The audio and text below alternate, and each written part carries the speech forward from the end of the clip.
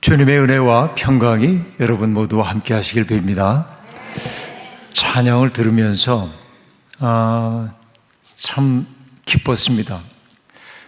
노래를 빼어나게 잘하는 사람들 노래를 들으면 참 잘한다 이런 느낌이 들지요. 그런데 연세 드신 분들이 찬양하는 모습을 보거나 또 음성을 들을 때 또 그 마음이 그대로 느껴져서 감동스러운데 연세 들었다고 해서 소리가 조금도 물렁하지 않고 단단하고 원숙한 소리를 내주시고 또 그 속에 하나님의 은혜에 대한 아주 깊은 감동이 담겨있는 찬양을 해주셔서 정말 감사합니다. 저는 음악을 좋아해서 음악 들으러 많이 가고 또 전문적인 음악 연주자들이 그 소리 내는 것을 듣기도 하고 성악가들이 첫 소리를 내는 순간 큰일 났다 싶을 때도 있는데 왜냐하면 그의 컨디션이 느껴져 가지고 그도 안간힘을 다하는 모습이 느껴지기도 하고 그럽니다. 그러나 저는 정말 잘하는 찬양은 하나님의 마음을 움직이는 찬양이라고 생각하고 오늘 시온 찬양대가 들려주신 찬양이 그러했다고 생각합니다. 감사합니다. 어제도 감상을 얘기했지만은 머리가 휘어진 백발이 내려앉은 여기 어르신들이 찬양하는 모습은 그 모습 자체로 예배입니다. 많은 사람들에게 감화가 되어주셔서 감사합니다. 제가 아주 오래 전 얘기입니다만은 어느 고등학교에서 교목으로 일한 적이 있는데 가끔 이제 학생들하고 너의 꿈은 무엇이냐 이런 대화 주제를 놓고 이야기를 나눌 때가 있습니다. 그럼 아이들은 얼른 판단을 하죠. 장난스럽게 할 것인지 진지하게 할 것인지 여기에 대한 이야기를 합니다. 어떤 아이 하나는 이렇게 얘기했습니다. 제 꿈은요 대학에 들어가는 거예요. 그래서 그게 꿈도 아니죠. 인문계 고등학교 아이들은 다 대학에 들어가려고 그러니까 그래 왜 그런 꿈을 꿨어? 그랬더니 저는 반드시 대학에 들어가야 합니다. 그래 원인이 뭔데? 그랬더니 대학 가요제를 나가야 하거든요. 그렇게. 그러니까 이 아이는 대학 가는 게 중요한 게 아니라 대학 가요제를 나가는 게 이제 중요합니다. 그래 노래를 좋아하는구나. 그런데 전 대학을 졸업하는 날 결혼할 거래. 그래서 왜? 그랬더니 주부 가요 열창을 나가야 된대. 그 옛날 우리 맹랑한 그 소녀들이 했던 이야기가 떠오르는데 그게 아마 81년도 82년 그 무렵이니까 벌써 40몇 년 흘러가서 그 친구들도 거의 60 되지 않았나 싶은 생각이 들기도 하는데요. 그 꿈을 이루었는지 잘 모르겠습니다. 또 어떤 학생 하나는 조금 후에 나온 학생인데 몇 년 후에 있을 때 얘기인데 저는 홍사덕 의원과 결혼할 겁니다. 그렇게 옛날 정치인 가운데 홍사덕 의원이 있는데 그래서 아니 이미 결혼한 분하고 어떻게 해? 그랬더니 상관없대. 이렇게 맹랑하게 얘기하기도 하고 어떤 친구는 뭐 호텔리어가 되겠다는 꿈도 화려한 꿈을 꾸기도 하고 이제 그럽니다. 근데 한 아이가 순서가 됐어요. 그 아이는 뭐냐면은 언제나 모든 수업 시간에 잠을 자는 아이입니다. 그래서 아이들이 그 아이에게 별명을 붙여줬는데 그거 별로 안 좋은 별명이야. 별명이 뭐냐면 밤무대야. 그러니까 얘가 밤에 뭐 하는지 모르겠다 그런 거죠. 친구들이. 그런데 그 밤무대에 비위를 건드릴 수는 없어요. 얘가 한 성격이 있기 때문에. 근데 저도 이제 긴장을 좀 했습니다. 얘가 과연 일어나가지고 자기의 꿈 이야기를 할까? 그러고 있는데 긴장을 좀 했는데 일어났어요. 그러더니 이렇게 얘기합니다. 나는 어른다운 어른이 되고 싶어요. 그렇게 말하는 거예요. 그래서 심상치 않은 얘기잖아요. 그래서 어른다운 어른이 뭔데? 묻자 자기 행위와 말에 책임을 지는 사람이 어른다운 어른이라고 그렇게 얘기를 합니다. 더 이상 진행하면 안 될 것 같아서 그 아이 자리에 앉히고 다른 얘기를 했습니다. 교목실에는 학생들의 신상을 기록한 것들이 있어서 찾아보니까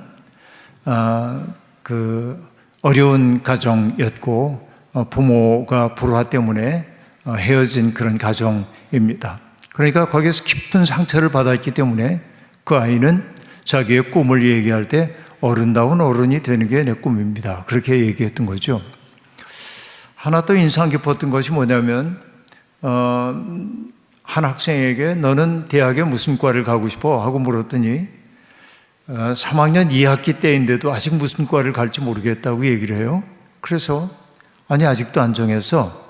그러자 제가 어느 정도의 수준으로 내 삶을 유지해야 하는지에 대한 확신이 아직 없기 때문에 저는 아직 결정을 하지 못했습니다. 그리고 내 속에는 이기적인 생각들이 있는데 내 마음은 또 끊임없이 타자를 위한 삶을 살아야 한다고 하는데 그 사이에 균형을 찾지 못해서 지금 제가 고민하고 있습니다. 이제 그렇게 얘기합니다. 얘도 어른다운 학생이었습니다. 한 그로부터 20년쯤 지난 후에 우연히 그렇게 얘기했던 학생이 저를 찾아왔습니다. 요즘 뭐 하고 있니? 물어봤더니 노무사로 일을 하고 있는데 특별히 어려운 일을 겪는 사람들을 위해서 헌신적으로 일하는 영향 있는 노무사가 되었음을 보았습니다. 참 고마운 생각이 들었던 것이죠. 근데 여러분들께 여쭙겠습니다. 여기에 계신 어르신들이 많으니까 여러분의 꿈은 무엇입니까? 마음속으로 씩 웃으시면서 이 나이에 꿈은 무슨 그죠? 이런 건 있을 수 있어요. 어떤 거였냐면은 자듯이 세상 하나님께로 돌아가고 싶어. 자다가 아프지 않고 하나님께로 가고 싶어. 그런 꿈들이 있으시죠? 예, 다들 그런 꿈들이 있을 겁니다. 그런 꿈 말고 여러분 정말 여러분의 꿈은 무엇입니까? 속으로 또 생각하죠. 정말 아니 이 나이에 무슨 꿈. 그런데 여러분 우리는 꿈이 있어야 합니다. 그 꿈이 뭔지 아세요? 우리 보편적 꿈이에요. 그 꿈은 그리스도를 닮는 거예요. 죽는 날까지 그리스도의 성품을 닮아야 하는 거죠. 우리가 그게 예수를 믿는다고 하는 것 아니겠습니까? 저는 종종 얘기합니다. 나라고 하는 존재가 사람들에게 하나님이 계시다는 사실을 말로가 아니라 삶으로 입증하는 사람이 되고 싶어요. 그냥 저를 바라보면 사람들이 하나님 계신지는 잘 모르겠지만 저분 보니까 하나님 계신 것 같아. 저분의 마음 쓰는 것 보니까 하나님 계신 것 같아.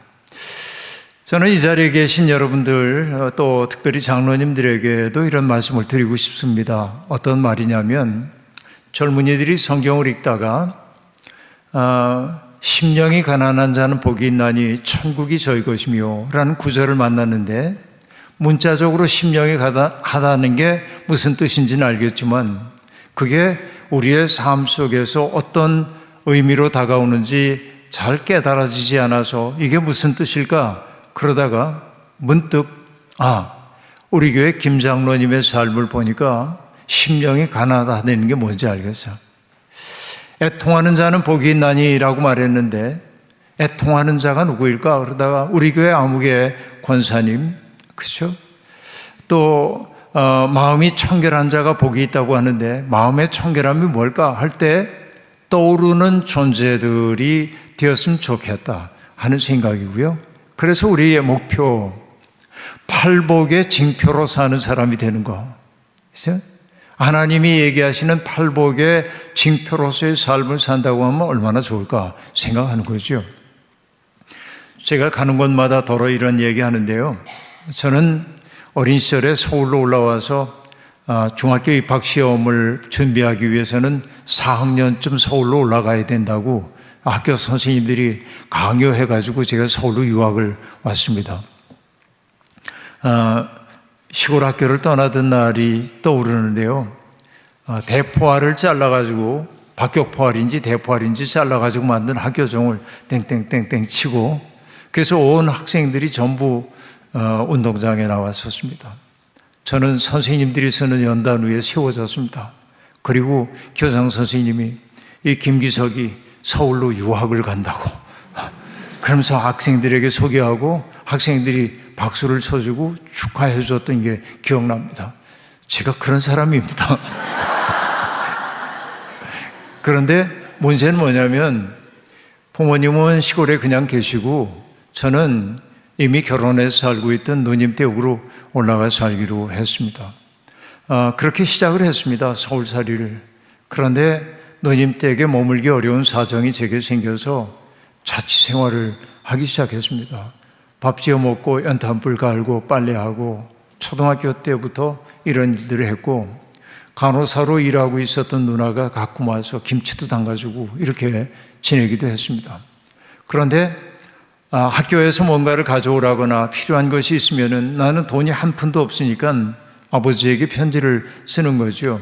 그래서 어른들의 편지 투를 흉내 가지고 쓰는 겁니다. 아버님 전상서 그리고 안부 인사를 여쭌 다음에 아뢰올 말씀은 그러고 이렇게 해야 하겠습니다. 그리고 용건을 다 쓴 다음에 그리고 편지의 형식에 맞춰서 뭐라고 썼냐면은 불초 소자 기석 올림 그렇게 쓰고 편지 봉투에도 내 고향집의 주소를 적죠. 충남 당진군 성문면 통정리 몇 번지 그렇게 하고 차마 아버님의 조남을 쓸 수가 없기 때문에 제 이름을 쓰고 김기석 본가 임납 이렇게 써서 편지를 보냈어요. 이 초등학교 때부터 편지를 그렇게 이제 썼던 것이죠.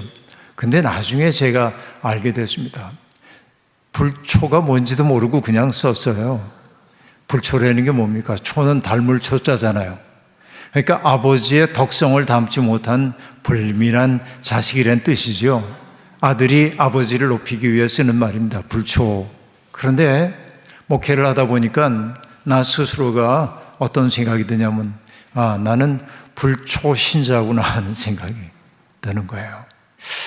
여러분 우리가 예수를 오랫동안 믿어왔으면은 우리의 모습 속에서 우리의 말 속에서 우리의 행위 방식을 통해서 예수님이 드러나야 할 텐데 예수를 믿기는 오래 믿었다고 하는데 예수의 향내가 나지 않는다면 우리가 그리스도의 편지답게 살지 못한다고 한다면 그처럼 부끄러운 일이 어디 있을까 생각을 해보는 거예요. 그런데 여러분 그리스도의 가장 아름다운 점은 무엇입니까? 어제도 얘기했지만 다른 거 없었죠. 그분에게는 타자, 나와 무관한 타자가 없었어. 그러니까 타자들의 고통을 그대로 함께 알아냈던 거죠. 그래서 여러분 저는 이렇게 얘기합니다. 누군가의 아픔을 내가 함께 아파해보지 않고는 그를 알 수가 없다. 다른 사람의 신발을 신어보지 않으면 그를 이해할 수 없다고 하는 서양 속담이 있습니다만 그의 아픔을 나도 함께 아파해보지 않으면 다른 말로 말하겠습니다. 그가 아파하는 것을 내가 알아보기 전에는 받침이 리을 히읗이죠. 알아내는 거야. 함께 앓는 거예요. 그렇지 않으면 그를 알 수가 없다. 그래서 깨달았습니다. 앓는다. 리을 히읗으로서의 그의 아픔을 내가 함께 앓는 이것을 거쳐야 진정한 앓매에 이른다. 리을 미음. 앓음과 앓음이 연결되는 것을 알게 되었어요. 내가 뭔가를 안다고 하는 것은 그것을 겪어내는 것을 의미해요. 근데 예수 그리스도는 그것을 겪어냈던 것이죠. 이것을 기가 막히게 표현한 것이 히브리서에 등장하고 있는 얘기임을 우리가 알고 있습니다. 우리에게 있는 대제사장은 우리의 연약함을 체휼하지 못하시는 분이 아니십니다 라고 말합니다. 그분도 인간으로 살면서 온갖 시험을 겪고 고통을 겪었기 때문에 시험을 당하는 자들을 도우실 수 있습니다. 그러니까 여러분 예수 그리스도의 십자가가 신비로운 까닭이 뭐냐면 인간이 겪을 수 있는 가장 큰 고통을 겪어내셨고 알아내셨기 때문에 우리들의 처지를 아는 거죠. 그러니까 여러분 예수를 믿는 사람들의 으뜸가는 특색이 있다고 한다면 뭐냐? 공감의 능력이 커지는 데 있다고 생각합니다. 여러분 거룩함을 우리가 흔히 얘기할 때 어떤 게 거룩함입니까? 어떤 사람이 일주일에 이틀씩 금식기도 하고 그리고 일주일에 이틀씩 철야 기도를 하고 성경을 하루에 3시간씩 읽고 기도를 2시간씩 하고 그러면 거룩한 것처럼 보입니다. 거룩할 수도 있습니다. 그러나 여러분, 저는 오랜 목회 경험을 통해 알게 되었습니다. 기도를 많이 하면서도 오만에 빠진 사람이 있고 성경을 엄청 많이 읽으면서도 남 무시하는 사람들도 있고 그리고 정말 철야기도 금식기도도 열심히 하는데 자기의 이해관계에 담백하지 못해서 언제나 화잘 내는 사람도 봤습니다. 그러면 여러분, 그는 미안하지만 스스로 경건하다고 생각하는지 모르나 그는 아직은 경건의 세계 속에 들어가지 못한 사람에 불과하다, 이렇게 말할 수 있겠어요. 우리의 영성이 깊어진다고 하는 것은 뭐냐면 나만 알고 살고 있던 사람이 다른 사람들의 처지가 헤아려지기 시작하고 짚어지기 시작하고 그의 고통을 함께 나누어주고 싶은 마음이 우리 속에 생겨나는 게 영성의 깊이란 말이에요. 이것을 여러분, 마태복음에서 예수님은 기가 막히게 들려주셨죠. 수고하고 무거운 짐진 자들아 다 내게로 와라 하고 얘기합니다. 그래서 우리는 천부의 의지 없어서 손 들고 옵니다. 그리고 어제 얘기한 대로 옛날 가사로 하자고요. 주 나를 박대하시면 나 어디 가리까? 그래서 나는 이 세상에서 어디에서도 내 마음 털어놓을 데 없는데 주님마저 나를 박대하신다고 하면 난 갈 데가 없어요.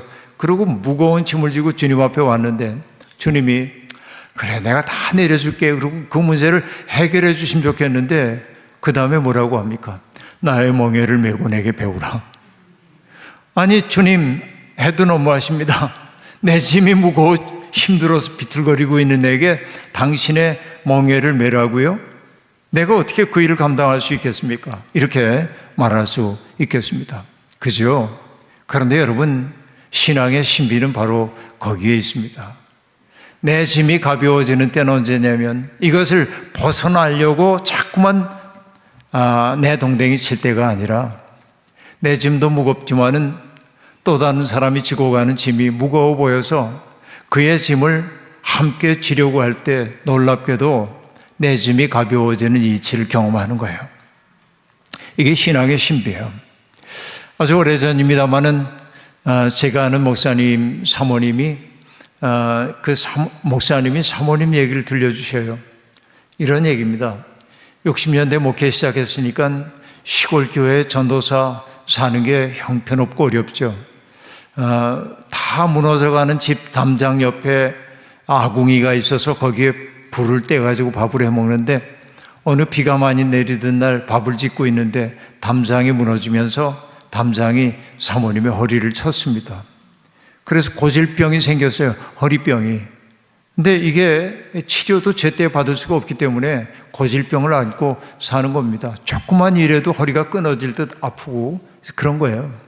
근데 어느 날 이 사모님이 어느 양로원에 갔는데 그 양로원 노인들이 깔고 덮고 자는 이불과 요를 보니까 너무 깨재재한 게 마음이 너무 아파요. 그래서 마음에 울림이 있어서 사모님이 아무에게도 말하지 않았지만 스스로 작정을 합니다. 그건 뭐냐? 일주일에 한 번씩 와서 이불과 요 빨래를 해드리겠다 생각해요. 이 사모님의 건강 상태로 불가능한 일입니다. 그런데 마음속에 다짐한 바가 있었기 때문에 사모님은 일주일에 한 번씩 가가지고 이불 빨래, 요 빨래를 하고 돌아옵니다. 그 물에 젖어 무거운 이불 요를 빨래대 위에 널고 이거 견딜 수 없는 일이었지만은 마음먹은 거이기 때문에 하고 와요. 하고 돌아오면 누워있을 수밖에 없습니다. 며칠 꼼짝 못하는 거죠. 그런데 이걸 얼만큼 지속했냐면 6개월을 지속한 거예요. 근데 어느 날 양로원에 갔다 왔는데 마땅히 아파야 할 허리가 안 아픈 거예요. 그리고 그날 이후에 허리의 통증이 사라졌습니다. 저는 그 얘기를 듣고 감동했습니다. 그거예요.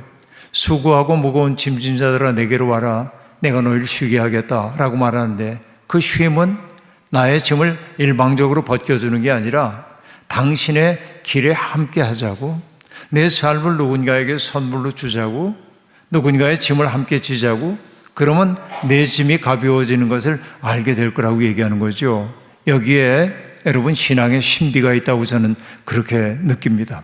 자, 오늘 우리가 어제부터 얘기를 쭉 해왔던 이야기가 결국 룻기에 등장하고 있는 인물들에 대한 이야기를 했었는데, 뭐 다시 복습 안 해도 괜찮죠? 사람 이름만 떠올려 볼게요. 나오미가 있고, 나오미의 남편인 엘리멜렉이라고 하는 사람이 있고, 그 나오미의 두 아들이 있었는데 말론과 기련이라고 하는 사람이 있었고, 그들이 결혼했는데 말론의 아내는 룻이었고 기련의 아내는 오르바였었죠. 그 뜻에 대한 거는 내일 시험 볼 거니까 제가 이제 뜻 얘기는 하지 않겠는데, 이름 속에 담겨있는 굉장히 중요한 내용들이 담겨 있는데, 오늘 우리가 읽지는 않았지만은 2장 1절로 넘어가면서 이제 룻이 마침내 나오미의 고향 베들레헴으로 돌아와 가지고 이 두 여인이 함께 사는 이야기가 등장하는데, 2장 1절에 슬그머니 등장하는 사람이 있는데 보아스라고 하는 사람이 새로운 등장인물로 등장을 하고 있습니다. 여러분, 이 보아스라고 하는 이름은 어디에서 들어보셨을 겁니다. 어디에서 들어보셨냐면 솔로몬이 지었던 성전 앞에 두 개의 기둥이 서 있는데, 그 하나의 기둥의 이름은 야긴이고 또 하나는 보아스라고 얘기를 하고 있습니다. 이 보아스라고 하는 이름의 뜻을 사람들은 그는 나의 능력이시다 그렇게 말하기도 하는데, 이 보아스라고 하는 말의 뜻은 영어로는 fleetness라고 얘기해서 함대. 그러니까 여러분, 이게 굉장한 함대를 보여주고 있어요. 야긴은 저가 세우리라 그런 뜻이고, 보아스는 그에게 능력이 있다라는 뜻이지만은 기본적인 의미는 함대입니다. 그러고 보면 여러분, 두 가지 의미를 다 생각해 보면 여기 보아스라고 하는 이름이 딱 등장함으로 우리에게 뭘 느끼게 만드냐면, 정말 의지가지 없는 신세의 두 여인에게 함대가 되어줄 사람이 등장하는구나 라는 걸 알 수 있어요. 그러니까 룻기에서 이름은 굉장히 중요합니다. 자, 슬그머니 그 사람의 이름을 언급한 다음에 성경은 어떤 이야기를 하냐면, 모압 여인 룻이 나오미에게 말합니다. 오나건대 내가 밭으로 나가서 내가 누구에게 은혜를 입으면 그를 따라서 이삭을 줍겠나이다 라고 말합니다. 자, 어제부터 계속 얘기했습니다만 우리는 룻이 모압 여인이라는 거 다 압니다. 그렇죠? 그런데 여러분, 저도 오랫동안 글을 써온 사람입니다만은 제일 글 못 쓰는 사람이 뭐냐면 반복하는 사람입니다. 똑같은 단어 반복하는 거예요. 제가 글을 쓰면은요, 제일 먼저 검열관이 저기에는 제 아내입니다. 제 원고를 최초로 읽어요. 그리고 아주 그 지적질을 잘합니다. 어떤 지적을 하냐면, 여기에 여보, 한 문장 안에 의라고 하는 조사가 2번 사용됐잖아. 이런 식이에요. 그리고 이 표현은 위에도 나왔는데 여기 반복했어요. 다른 표현으로 바꾸세요. 이런 얘기를 합니다. 전 별로 할 말이 없어서 예 그러고 바꿔요. 내 눈에 안 보이던 게 저 사람 눈에 보이기 때문에 그렇죠. 고마운 일이기도 합니다. 근데 여러분, 반복한다고 하는 건 글 못 쓰는 사람의 특징이라고 얘기했는데, 룻이 모압 여인이라고 하는 거 다 알아요. 그런데 틈만 나면 룻기는 모압 여인 룻 그렇게 얘기해요. 그러면 여러분, 이것은 글을 못 써서가 아니라 반복은 뭐이기도 합니까? 강조입니다. 그렇죠? 어떤 강조일까요? 그가 모압 여인인데 어떻게 보면 가장 깊은 사람의 모습을 보인 사람으로 등장시키는 거예요. 이 말의 의미는 무엇이겠습니까? 이 룻기의 저자에게서 정말 중요한 것은 그가 어느 민족에 속했는지, 혹은 어느 피부색을 가지고 있는지, 어느 종교에 속해 있는지가 아님을 얘기해 주고 있어요. 그러니까 모압 사람 하면은 이스라엘 사람들에게는 화합하기 어려운 사람입니다. 그럼에도 불구하고 계속 모압 여인이라고 얘기하므로 우리가 함부로 저주하고 있는, 함부로 형편없다고 하고 있는 그들이 얼마나 아름다울 수 있는지를 지금 상기시키기 위해서 끝없이 모압 여인 롯 이렇게 얘기합니다. 그리고 여러분 여기에 보면 원하건대 내가 밭으로 가서 내가 누구에게 은혜를 입으면, 누구에게 내가 호의를 받으면 내가 그를 따라서 이삭을 죽겠나이다 라고 말하고 있는데, 내가 누구의 은혜를 입으면 이란 문장 속에 뭐가 등장하냐면 1절에 등장했던 보아스와의 만남이 예비되고 있어요. 문학적으로 보면 기가 막힌 이 장치들을 만들어 놓고 있는 겁니다. 그러니까 내가 누구에게 은혜를 입으면 이란 말은 이 룻기의 독자들에게는 보아스와의 만남을 배우고 있다는 사실을 알아차리게 만드는 겁니다. 그렇죠? 그리고 이제 이렇게 얘기하자 나오미가 허락을 해주게 됩니다. 자, 그런데 보아스의 밭, 우연히 간 데가 보아스의 밭이었습니다.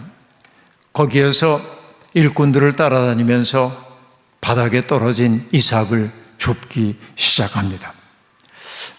시간의 제약 속에 있는 인간에게 우연처럼 보이는 일들이 때때로 우리의 삶을 확 돌이켜 놓을 때가 있죠. 여러분 그렇습니다.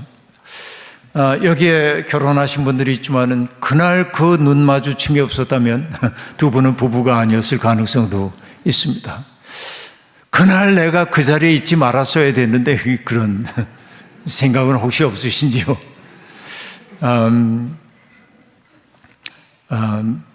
오늘 죄송합니다. 실명을 말씀드려서 오늘 점심에 안위 장로님하고 식사를 했는데 안 장로님이 다시 태어나도 지금의 권사님과 결혼하고 싶다고.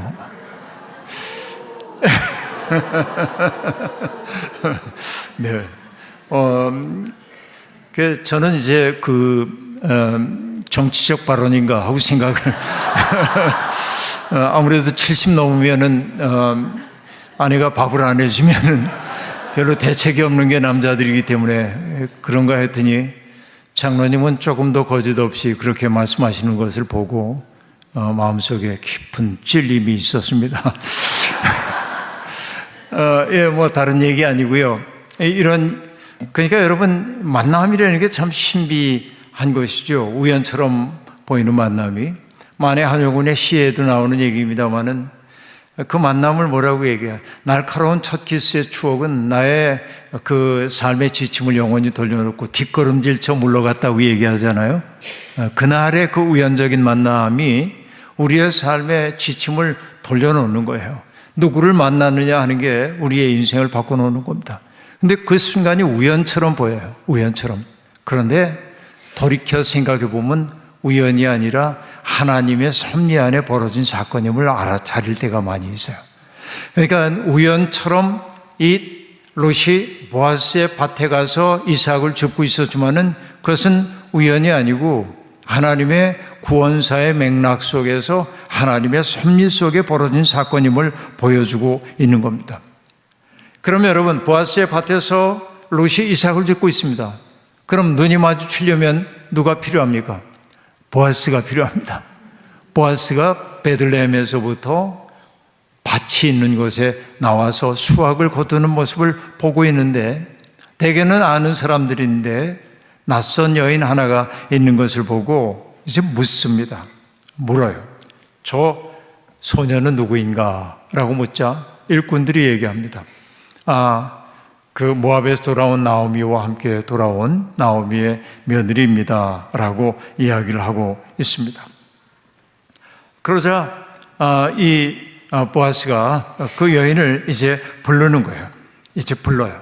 그래서 이야기합니다.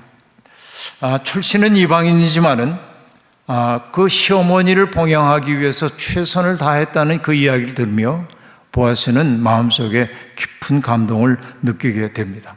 그래서 보아스가 룻을 불러가지고 얘기합니다. 내 딸아 라고 말하는데 이건 뭐냐면 나이 많은 사람이 젊은 여성을 부를 때 사용하는 아주 친근한 호칭인데 이 보아스가 즉각 룻에게 세 가지의 호의를 베풉니다. 자, 앞에서 뭐라고 얘기했어요? 내가 누군가에게 은혜를 입으면 이라고 말했는데 그 은혜를 입는데 그 세 가지로 등장합니다. 첫째, 뭐라고 말하냐면 나의 밭에만 머물러라. 딴 데로 가지 말라는 거예요. 그리고 나의 소녀들과 함께 있어라 하는 거. 그리고 말합니다. 그리고 저 일꾼들이 길어온 물을 목이 마를 때 언제든지 마셔라 라고 얘기합니다. 자, 보아스가 이방 여인인 루스에게 이렇게 호의를 베풉니다. 나의 밭에서 떠나지 마. 내 소녀들과 함께 있어 라고 하는 걸 뭘 뜻합니까? 자, 낯선 땅에 와가지고서는 그 거친 남정네들의 성적 희롱의 대상이 될 수 있기 때문에 그 소녀들 가운데 머물러 있으라고 얘기하고 있는 것이고, 그리고 일꾼들이 보는 데서 사환들이 길어온 물을 목이 마르면 언제든지 마시라고 얘기하므로 보아스가 룻의 보호자를 자처하고 있음을 보여줘요. 자, 이게 굉장히 중요한 의미를 갖고 있는 것을 우리들이 알 수 있는 것입니다. 그러자 룻이 얼굴을 땅에 대고 절을 하며 말합니다. 나는 이방 여인이거늘 당신이 어찌하여 내게 은혜를 베푸시며 나를 돌보시나이까 라고 말하고 있습니다. 자, 이 룻의 마음속에 깊은 감동이 있습니다. 자기는 그렇게 환대를 받을 만한 자격이, 그런 은혜를 입을 만한 자격이 없다고 스스로 생각합니다. 왜? 나는 이방 여인이기 때문에. 사람들이 자기를 밀어내지 않은 것만 해도 다행인데 굉장한 호의가 베풀어지는 것을 바라보면서 자기 스스로의 모습을 드러내는 거죠. 이방 여인이 나에게 왜 이다지도 은혜를 베풀어 주시냐고 이야기를 하고 있습니다. 결국 여러분, 보아스가 하고 있는 일은 뭡니까? 깊은 환대의 마음을 보여주고 있습니다. 한국의 인류학자인 김현경 교수가 환대를 뭐라고 얘기했냐면, 환대란 자기가 우리들이 누군가에게 설 자리를 마련해 주는 게 환대래요. 여러분, 세상에서 가장 귀한 일 가운데 하나가 뭐냐면 내가 있는 그대로의 모습으로 받아들여지는 것을 경험할 때입니다. 제가 은퇴를 한다고 하니까 꽤 많은 사람들이 제게 손편지를 이렇게 써서 그동안 표현하지 못했던 마음들을 표현을 해줬습니다. 그 가운데 한 젊은이가 있는데요. 뭐라고 얘기하기는 어렵지만은 참 어려움을 많이 겪었습니다. 삶이 벼랑 끝에 선 듯 위태로웠습니다. 차마 누구에게 말할 수도 없는 그런 일을 겪었습니다. 그때 저는 그 친구를 정말 따뜻하게 격려하고 보듬고 그리고 마치 내 딸인 것처럼 이렇게 사랑스럽게 지켜봐주고 그랬습니다. 그런데 그의 편지 가운데 뭐냐면 모두 다 버리고 세상을 등지고 싶었던 순간 목사님이 제게 보여주셨던 그 따뜻함이 든든한 지지대가 되어 저로 살게 했습니다. 환대받았던 그 경험이 나로 하여금 살아갈 힘이 되었습니다 라고 말합니다. 자, 어떤 사람의 행위에 대해서 우리들이 뭐라고 판단하지 않지만은 벼랑 끝에 선 듯 삶이 위태로운 사람을 있는 그대로 받아 안는 설당이 되어주는 사람들, 그들 한 사람만 있어도 우리는 인생을 살아갈 힘을 얻게 되죠. 여러분, 충청도 예산에 가면은 아주 멋진 카페가 하나 있습니다. 그 카페의 주인은 감리교 목사님이에요. 그 카페의 주인인 남성도 목사님이고 그 부인도 목사님입니다. 두 분이 목사님인데 그 카페에서 뭘 하냐면 빵을 구워서 베이커리 카페를 하고 있습니다. 제가 거기에 간 적이 있어요. 그런데 그분들의 일과가 새벽 일찍부터 여기에 나와가지고 일과를 시작하는데 카페를 시작하면서 그분들이 두 가지 원칙을 세웠어요. 첫 번째 원칙은 뭐냐? 밀가루, 버터, 설탕, 치즈, 바질, 과일, 커피 등은 최고의 재료를 사용한다. 이게 첫 번째입니다. 정말 그 빵을 먹어보니까 정말 맛있어요. 특히 바질 빵이 맛있는데 그 부인인 목사님이 뭐라고 얘기했냐면, 목사님, 저는 남편이 빵을 이렇게 구워서 이렇게 갈 때 넘어지기를 바랄 때가 있어요. 왜요? 그러니까 넘어져서 팔 수 없게 된 걸 먹고 싶어서. 정말 그 맛있는 빵을 만드는 최고의 식재료로 정성을 다해 만듭니다. 근데 그들이 세웠던 두 번째 원칙이 뭐냐면, 카페를 찾아오는 모든 손님들을 하나님이 보내신 이들로 여겨 정성스럽게 대한다. 이걸 자기의 원칙으로 정했어요. 그런데 첫 번째 원칙은 정직하고 성실한 마음을 잃지 않는 한 지킬 수 있었어요. 자기의 약속 지킬 수 있어요. 문제는 두 번째 원칙이었습니다. 사람마다 성향이 다르고요. 그리고 무례한 사람들도 있죠. 그들을 대하는 게 언제나 힘들었지만 그래도 자기의 원칙에 충실하려고 애를 썼습니다. 이 두 분의 마음을 움직였던 성경은 뭐냐면 요한복음에 나오는 말씀인데 이런 거죠. 예수님이 말씀하셨어요. 나의 일은 아버지께서 내게 보내주신 사람 가운데 하나도 잃어버리지 아니하고 마지막 날에 영생을 얻게 하는 것입니다 라고 말하니까 그 목사님 내외는 뭘 했냐면 당신의 집에 들어오는 손님 한 사람 한 사람을 하나님께서 내게 이끌어 주신 사람으로 여기는 거예요. 여러분, 이게 참 중요한 일이라고 저는 그렇게 느끼고 있습니다. 어느 날 이 카페에는 우선 워낙 빵이 좋으니까, 커피도 좋으니까 손님들이 많이 찾아오게 됐어요. 오전이 되기 전에 빵이 다 나가고 이제 그렇게 되는데 마음의 상처로 고달픈 이들이 찾아와서 편안히 쉬고 가는 장소가 되었습니다. 어느 날 낯선 여성 한 사람이 들어와 앉아서 빵과 커피를 주문을 했습니다. 그래서 드립으로 커피를 정성껏 내리고 주문한 빵을 가지고 가서 놓고 돌아온 게 아니라, 그 오지랖인가요? 커피를 내린 과정을 상세하게 설명해 드리고 그 빵을 어떻게 구웠는지에 대한 이야기를 들려주고 행복한 시간 누리고 가시라고 얘기해 주자 느닷없이 손님이 눈물을 흘리기 시작합니다. 설명은 하지 않았지만은 그 여성에게 왜 울어요? 그럴 수도 없잖아요. 근데 저는 느낄 수 있어요. 주인의 태도에서 자기가 소중한 존재로 받아들여지고 있다는 사실을 느꼈기 때문에 그럴 것입니다.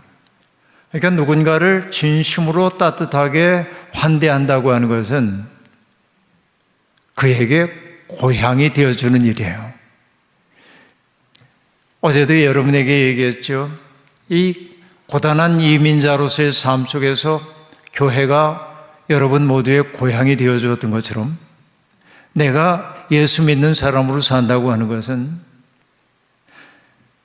모두가 다 이기적인 사람들이긴 하지만은 그래도 의젓하게 내가 누군가 한 사람에게만이라도 고향이 되어주고 싶은 마음을 품고 사는 거예요. 그 고향이 되어주고 싶은 그 마음을 저는 환대라고 얘기하고 있는 것입니다. 롯이 보아스 앞에 엎드려가지고 이방 여인인 나에게 왜 이렇게도 은혜를 베풀어 주십니까? 라고 얘기하자 보아스가 대답합니다. 남편이 죽은 다음에 시어머니에게 행한 그 모든 것들을 내가 들었다. 시어머니를 선대했던 것, 헤세드, 당신이 시어머니에게 보여주었던 그 헤세드, 인자한 사랑을 내가 들어 알고 있고 그 어머니와 고통을 함께 나누기 위해 부모와 조국을 떠나 낯선 땅에 왔다는 것을 내가 알게 되었다. 기근이나 전쟁을 피해서 부득이하게 떠나온 것이 아니라 홀로 외로움 속에 살아가야 할 시어머니의 고통 속에 인카네이트한 거죠. 그러니까 내 그와 같은 인애로움을 내가 알게 되었다고 말하면서 보아스가 얘기합니다. 여호와께서 그대의 행위에 보답하여 주시기를 바란다 라고 말합니다. 이스라엘 하나님 여호와께서 자기의 날개 아래 보호를 받으러 온 내게 온전한 상을 주시기를 바라노라 라고 얘기합니다. 자, 보아스의 이 말 속에 담겨 있는 메시지를 우리는 들을 수 있어야 합니다. 그건 뭐죠? 룻은 인종과 그리고 민족, 종교의 차이를 넘어서서 존경받아 마땅한 덕성을 가지고 있는 존재임을 보여주고 있는 것이죠. 그렇습니다. 이게 중요한 겁니다. 그리고 보아스는 이 룻을 자기의 식사 자리에 초대합니다. 밥을 함께 먹자는 거예요. 떡을 떼서 자기의 초에 찍어 먹으라고 얘기합니다. 이것은 뭘까요? 공동체 안으로의 초대라고 얘기할 수 있겠습니다. 이방 여인들과 유대인들은, 이방인들과 유대인들은 함께 음식을 먹지 않지요. 지금도 그러하다고 들었습니다. 이스라엘에서 공부를 했던 우리 선생님 제 스승께서도 얘기하십니다. 유대인의 집에 초대를 받아 갈 때도 있는데 정통파 유대인들은 초대 안 하고 이방인이니까 일반 유대인 집에 초대받아 가면 이방인들을 위한 접시를 따로 준비하고 그렇죠. 자기들이 먹는 그릇에는 담아주지 않는 이런 거, 그런 거 있죠. 그런데 보아스가 하고 있는 일은 뭡니까? 이 이방 여인을 자기의 식탁에 초대하고 있는 거예요. 그 말의 의미는 무엇이에요? 식탁에 초대한다. 우리가 동료를 뜻한 컴패니언이란 말은 뭡니까? 컴은 함께고 패니언은 빵이잖아요. 함께 빵을 먹는 사람이죠. 함께 밥을 먹어요. 여러분, 저는요, 나하고 함께 살고 있는 사람들을 일컫는 말이 두 가지가 있죠. 우리말로 하나는 가족이고요, 또 하나는 식구라고 하는 말입니다. 가족이라고 하는 말은 뭐와 관련되냐면 제사 공동체예요. 4대 조상까지 우리가 제사를 바쳤잖아요. 전통 문화에서. 그러니까 함께 한 조상을 가지고 있는 사람들이 가족이에요.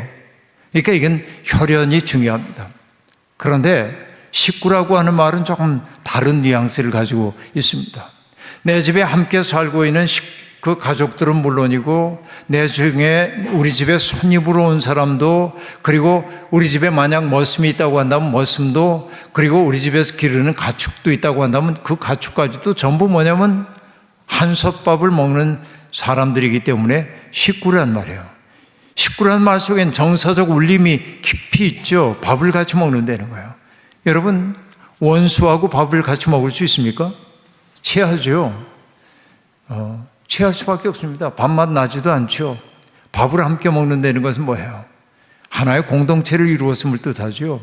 예수님이 계신 곳 어디에서나 잔치가 벌어졌다고 하는 것은 사람들 사이를 갈라놓고 있던 장벽들이 무너졌음을 뜻하는 거예요. 그러니까 예수 그리스도의 마음이 들어간 곳에는 장벽이 무너지는 거예요. 그것을 에베소서 2장은 뭐라고 얘기합니까? 예수님은 당신의 몸으로 이방인과 유대인을 가르는 담을 허무셔서 화해하고 하셨대. 화해하게. 그 화해의 징표가 무엇입니까? 밥상 공동체를 이루는 거예요. 밥을 함께 먹는 거예요. 그러니까 여러분, 보아스가 룻을 그 밥상으로 초대를 하고 있습니다. 떡을 떼서 초에 찍어 먹어라. 공동체 안으로 초대하고 있습니다. 그리고 직접 볶은 곡식을 보아스가 넉넉하게 되어줍니다. 넉넉하게 되어줍니다. 성경은 뭐라고 얘기하냐면 배불리 먹고 남을 만큼이라고 말합니다. 보아스가 룻을 얼마나 아끼는지를 보여주고 있어요. 그런데 배불리 먹고도 남을 만큼이라고 한 말은 룻기의 앞에 나왔던 이야기하고 있다 했습니다. 내가 떠날 때는 남편과 두 아들을 데리고 있었는데 이제는 빈손으로 왔다고 빈손을 얘기하잖아요. 그런데 결국 그 빈손이 채워지고 있잖아요. 그건 뭡니까?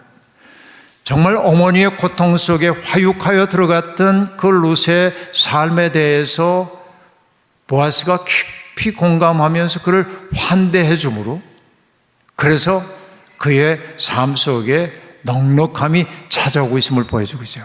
그러니까 이 룻기는 여러분 단어 하나하나가 우연한 배치가 아님을 알 수 있습니다. 다 연결되어 있는 말이라고 얘기할 수 있습니다. 그리고 보아스가 일꾼들에게 명령합니다.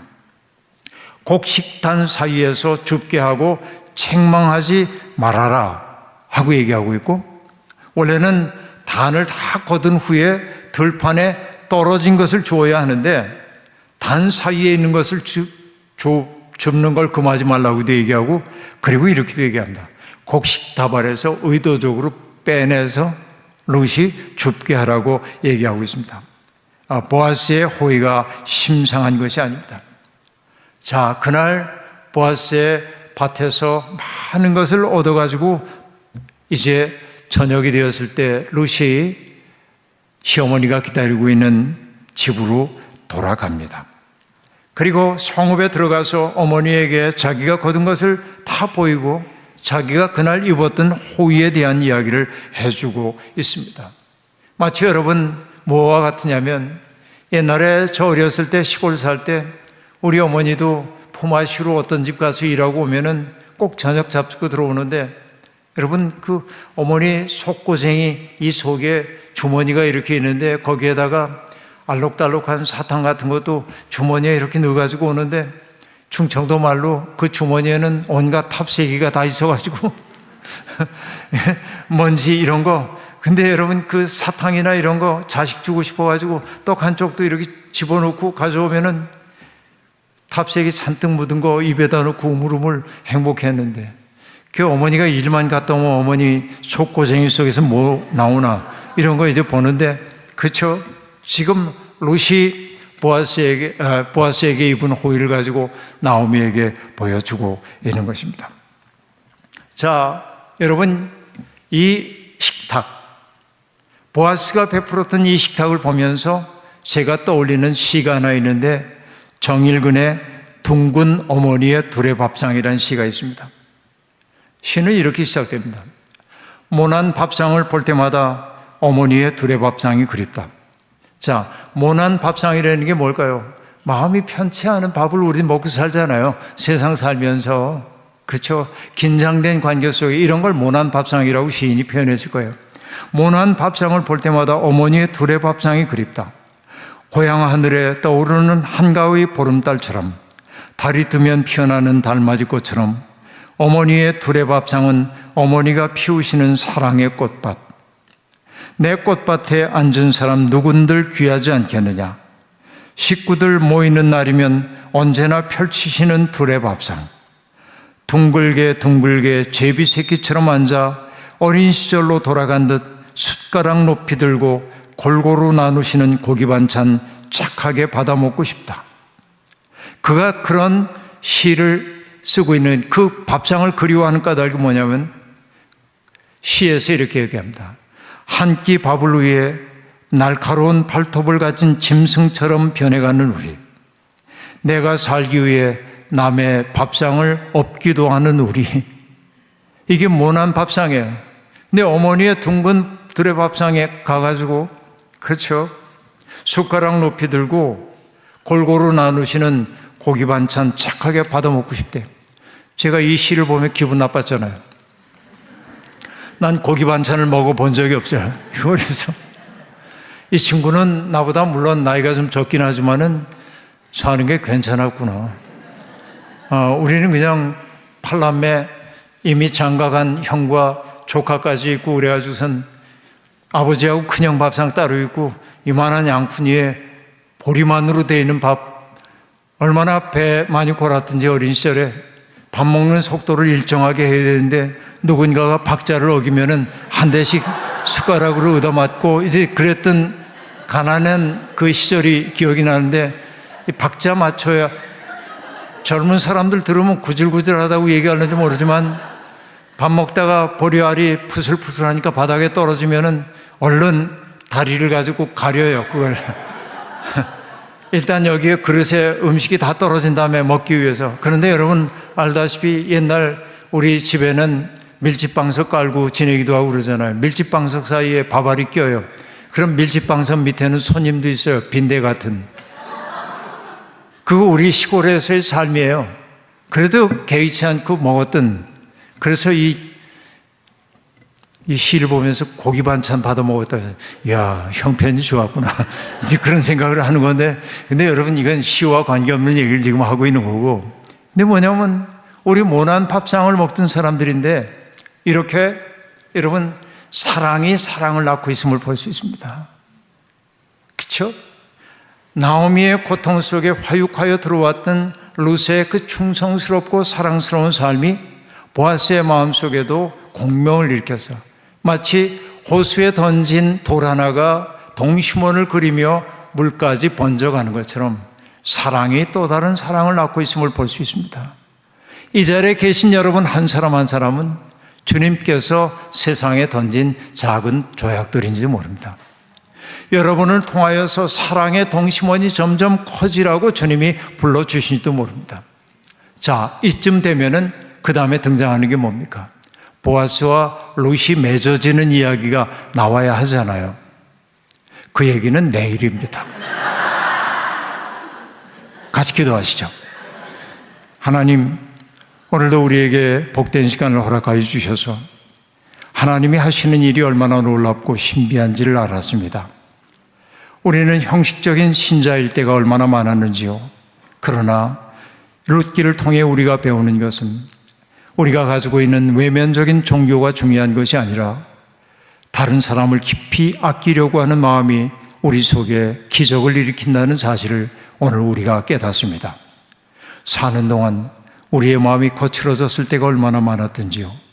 그러나 주님 앞에 나와 거칠어진 우리의 마음, 조각난 마음을 내려놓습니다. 주님의 은혜만이 조각난 마음을 하나로 어루만져 온전케 해줌을 믿기 때문입니다. 조각났던 마음 어루만져 온전케 해주시고 거기에 하늘의 빛을 비추어 주실 때 우리의 마음은 마치 스테인드 글라스처럼 빛나는 존재가 됩니다. 주님, 우리가 여기에 있습니다. 우리를 통하여 이 세상을 밝혀주시고 우리를 통하여 불화하고 있는 세상에 평화가 다가오게 하시옵소서. 예수님의 이름으로 기도하옵나이다.